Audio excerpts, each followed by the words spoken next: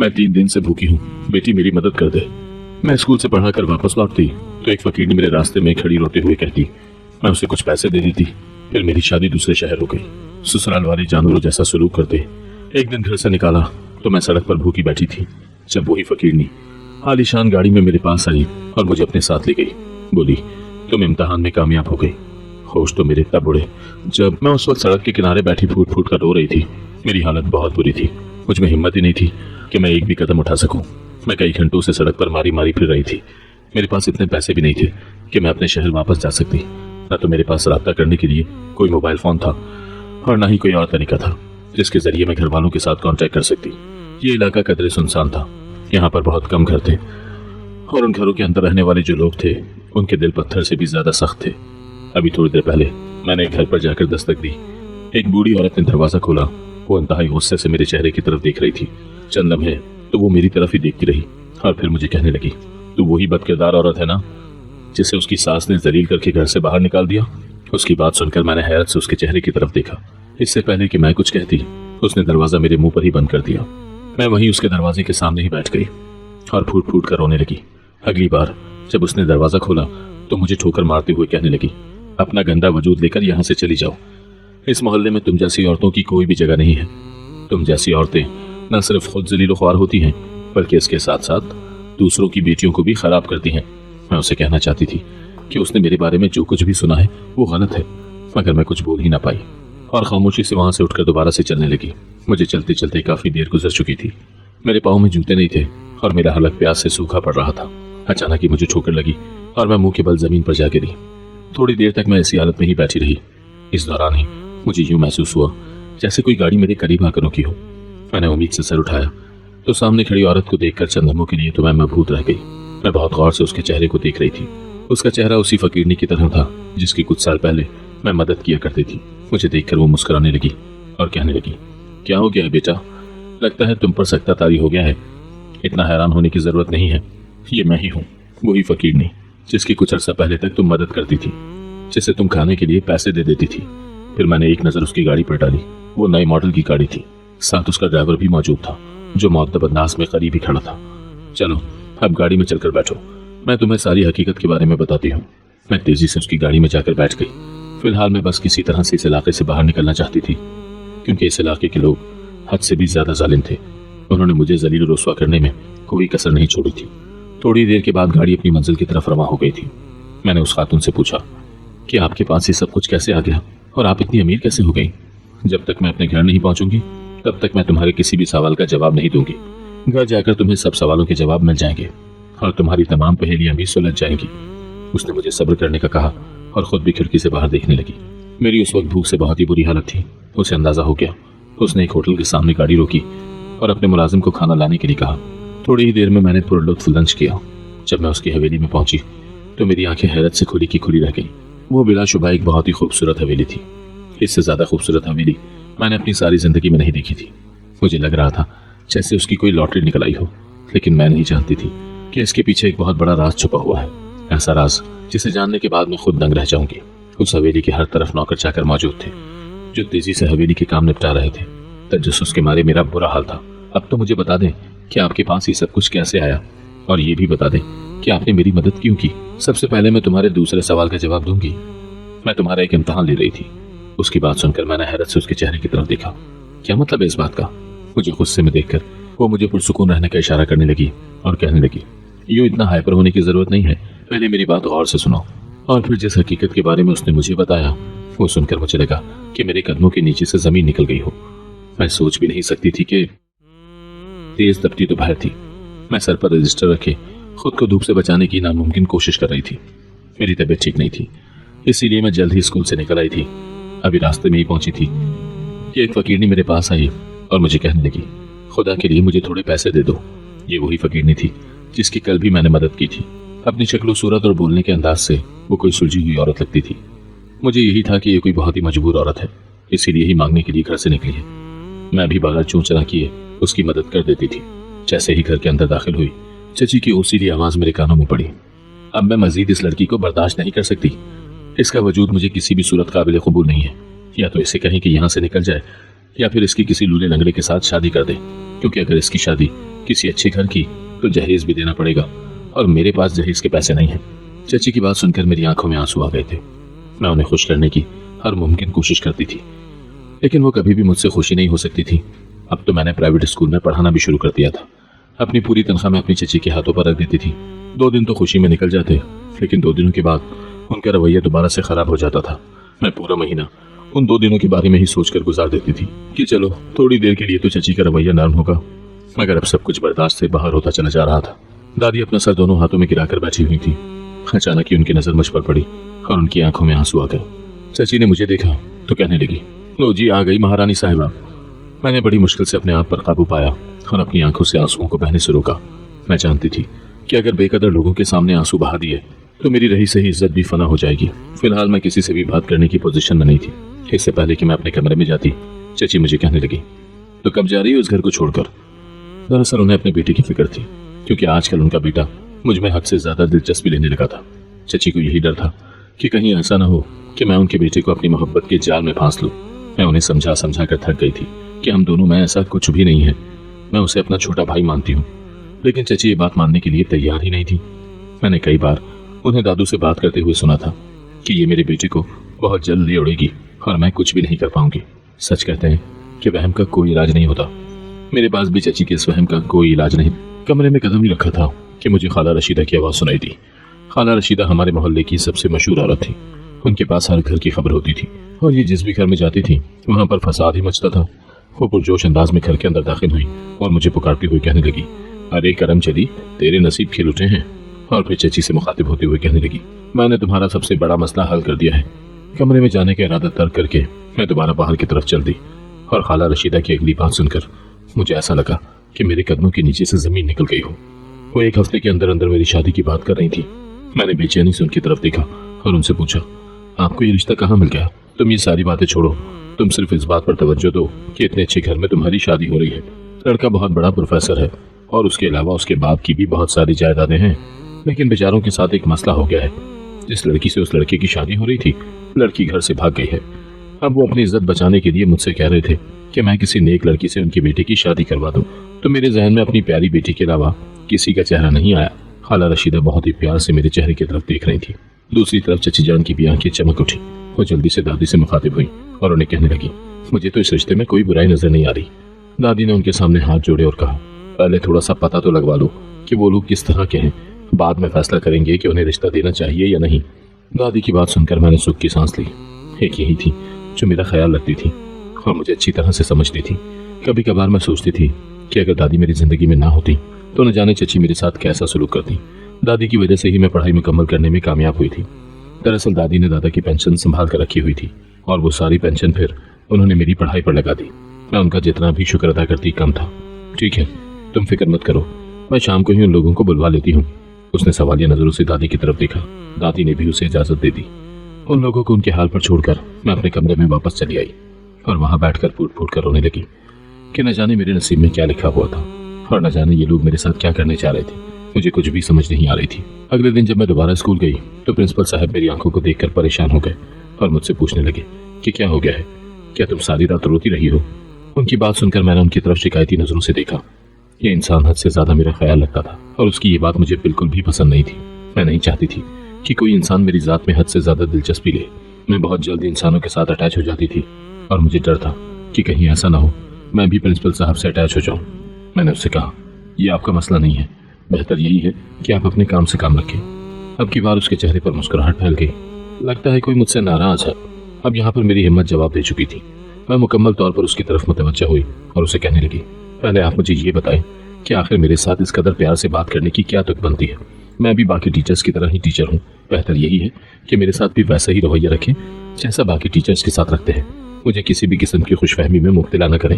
اس نے ایک گہری سانس لی اور جلدی سے سنجیدہ ہو گیا۔ اس نے مجھے کہا، میں بہت پہلے ہی تمہیں یہ بات بتانا چاہتا تھا، مگر اس سے پہلے میں چاہتا ہوں کہ میں اپنی ماں کو اس رشتے کے لیے راضی کر لوں۔ اب کی بار میرا منہ حیرت سے کھل گیا۔ میں نے حیرانگی سے اس کے چہرے کی طرف دیکھا۔ اس نے تیزی سے ہاں میں سر ہلایا اور مجھے کہنے لگا، ہاں میں ہم دونوں کے رشتے کی بات کر رہا ہوں۔ میں تمہیں پہلے ہی دن سے بہت پسند کرتا ہوں۔ جس دن میں نے تمہیں دیکھا تھا اسی دن ہی فیصلہ کر لیا تھا کہ میں صرف تم سے شادی کروں گا، مگر مجھے اس کے لیے اپنی ماں کو منانا پڑے گا۔ یہ کہہ کر وہ چند لمحوں کے لیے خاموش ہو گیا मतलब आपकी माँ इस रिश्ते के लिए राजी नहीं है? मैंने उससे पूछा। उसने कोई जवाब न दिया। मेरी उम्मीद यहाँ पर ही टूट गई। मैंने उसे दो टोक अंदाज में कहा, अगर आप मेरे घर में रिश्ता नहीं ला सकते तो मुझसे इजहार करने की भी जरूरत नहीं है। और जहाँ तक शादी करने की बात है तो मेरा एक बहुत ही अच्छे घर से रिश्ता आया है। हो सकता है कि बहुत जल्द मेरी शादी हो जाए। उसने तड़प कर मेरे चेहरे की तरफ देखा और कहने लगा, ये तुम किस तरह की बातें कर रही हो? मैं तुमसे मोहब्बत का इजहार कर रहा हूँ और तुम जुदाई को बीच में ला रही हो। आपको मुझसे शिकायत करने का कोई हक नहीं है। आप मुझसे इस वक्त मोहब्बत का इजहार कर रहे हैं जब मेरे लिए ये सब कुछ मुमकिन ही नहीं है। आप या तो शाम के वक्त ही मेरे घर में रिश्ता लेकर चले आए या फिर ये बात भूल जाए। मैंने उससे दो टोक अंदाज में बात की और खुद तेजी से अपनी क्लासरूम में चली गई। मेरी आंखें बार बार शिद्दत गम से भीग रही थी। मैं बहुत मुश्किल से खुद पर कंट्रोल कर रही थी। मुझसे ज्यादा देर स्कूल में नहीं बैठा गया और मैं दोबारा से घर की तरफ चल दी। अभी रास्ते में ही पहुंची थी कि एक औरत की आवाज सुनाई थी जो कि उस वक्त बहुत ही तकलीफ में नजर आ रही थी। ये वही औरत थी जो रोज मुझसे खाने के लिए पैसे मांगती थी। मैं रोती हुई उसके पास चली गई और उसके करीब बैठकर उसे कहने लगी, मेरे लिए दुआ करो क्योंकि मैं बहुत तकलीफ में हूँ। मैंने फूट फूट कर रोना शुरू कर दिया, जबकि वो भी कराहना छोड़कर टुकर टुकर मेरे चेहरे की तरफ देख रही थी। तुम्हें क्या मसला है? मैंने उससे कहा, मैं काफी अरसे से स्कूल में पढ़ा रही हूँ। जब मैंने इस स्कूल के प्रिंसिपल को पहली बार देखा था तो वो मुझे तभी अच्छा लगा था।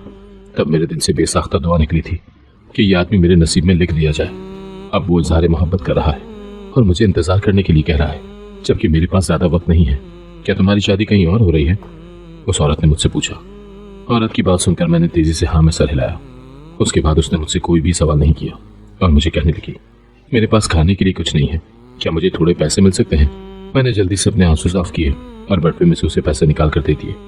मुझे अपने बच्चों के लिए भी कुछ पैसे चाहिए, क्या तुम मुझे वो पैसे दे सकती हो? मैंने इस बार भी खामोशी से पैसे निकाल कर उसे दे दिए। अब मेरे पास वापसी का किराया भी मौजूद नहीं था, लेकिन मुझे उसकी फिक्र नहीं थी। न जाने क्यों मुझे उस औरत से अपनायत महसूस होती थी। यूँ लगता था जैसे मेरा उसके साथ गहरा ताल्लुक हो। मैंने आज से पहले भी बहुत सारे लोगों की मदद की थी, लेकिन उस औरत की मदद करके मुझे दिली खुशी महसूस होती थी। मैं खामोशी से उसके पास से उठकर अपने घर वापस चली आई। जैसे ही घर पहुंची, सामने का मंजर देखकर हैरान हो गई। सामने अजनबी लोग बैठे हुए थे। मेरी चची बहुत ही प्यार से एक औरत का माथा चूम रही थी। जब मैं वहां गई तो पता चला कि ये मेरा होने वाला शौहर और मेरी सास है। अपने शौहर को देखकर एक लम्हे के लिए मेरा दिल घबरा गया, क्योंकि वो शख्स अच्छी खासी उम्र का था, जबकि मुझे हमेशा से ही अपनी उम्र के लड़के पसंद थे। उसी वक्त ही मेरे दिल ने इस रिश्ते से इनकार कर दिया, लेकिन मैं नहीं जानती थी कि मेरे नसीब में कुछ और ही लिखा हुआ है।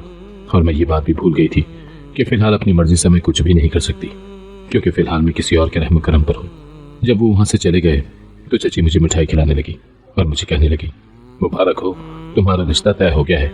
चची की बात सुनकर मैंने हैरत से उनके चेहरे की तरफ देखा। मैंने दादू से पूछने की कोशिश की तो दादू ने आंखों ही आंखों में मुझे खामोश रहने का इशारा किया। मैं ना चाहते हुए भी खामोश हो गई। जब चची वहां से चली गई तो मैं दादू की तरफ मुतवज्जह हुई और उनसे पूछा कि आप ये सब कैसे कर सकते हैं? आपको अच्छी तरह से अंदाजा है कि मैं इतनी बड़ी उम्र के मर्द से शादी नहीं कर सकती। देखो बेटा, मैंने बहुत सोच समझ कर ये फैसला किया है। तुम अपनी चची को बहुत अच्छे तरीके से जानती हो।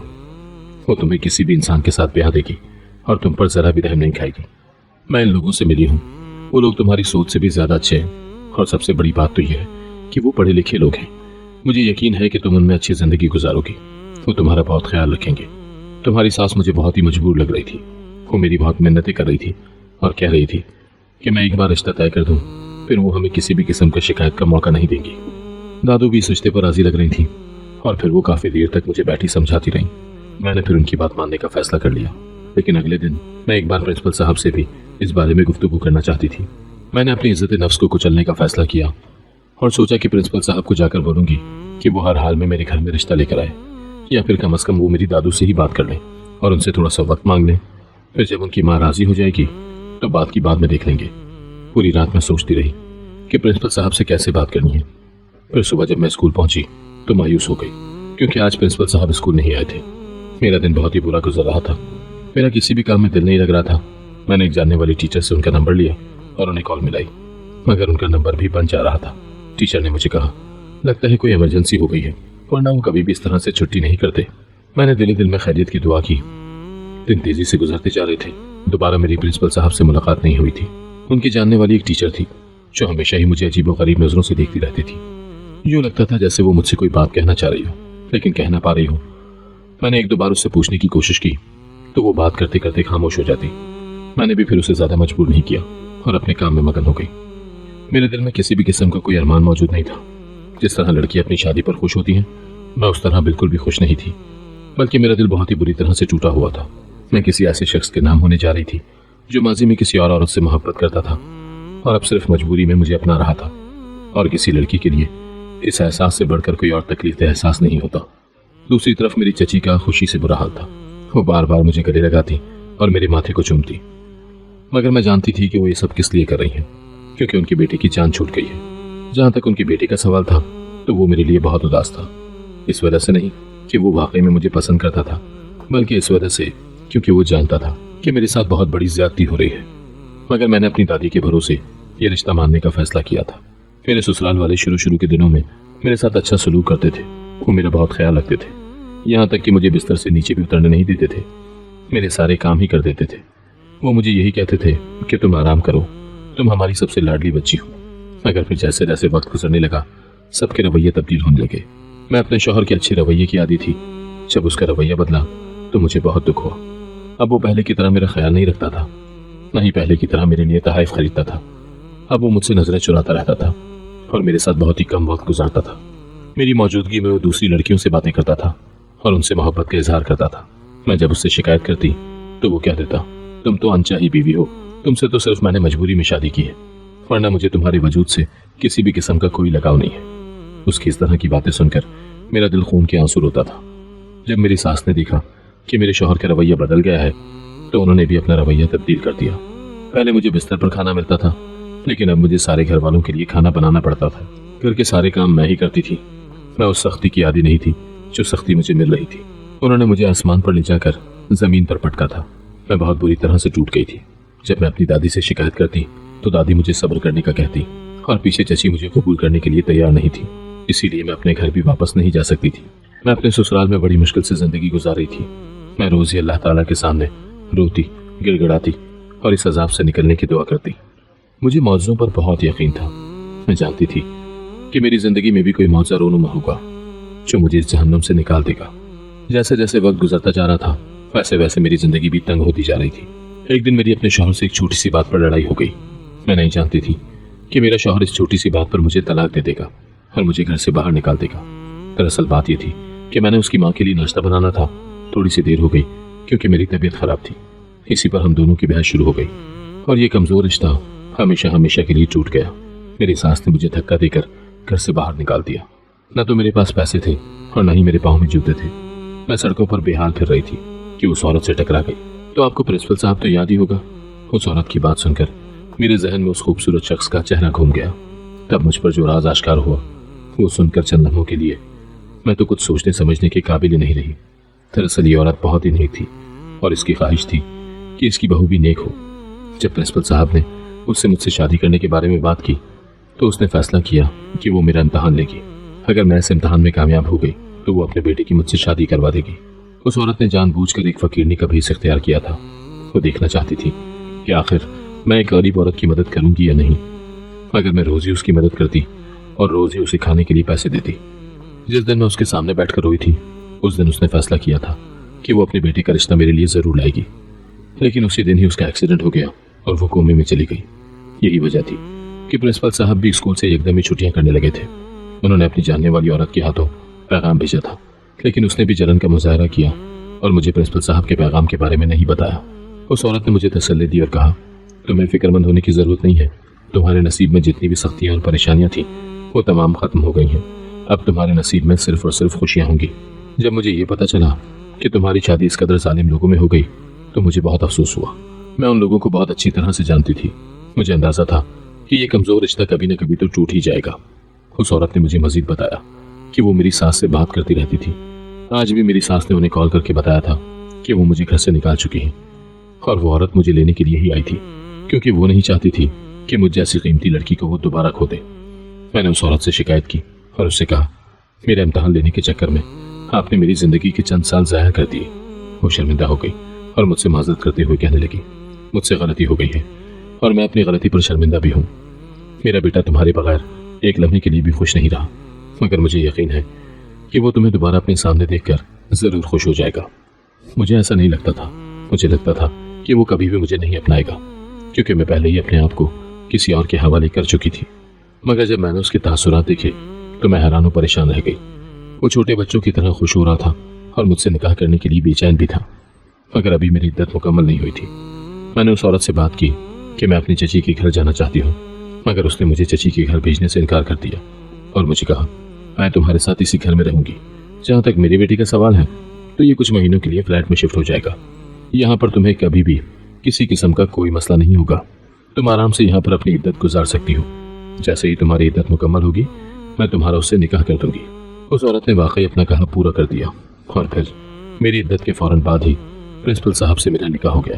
اس سے نکاح کر کے میں بہت زیادہ خوش تھی۔ نہ صرف مجھے میری محبت مل گئی تھی بلکہ اس کے ساتھ ساتھ میری زندگی بھی سنور گئی تھی۔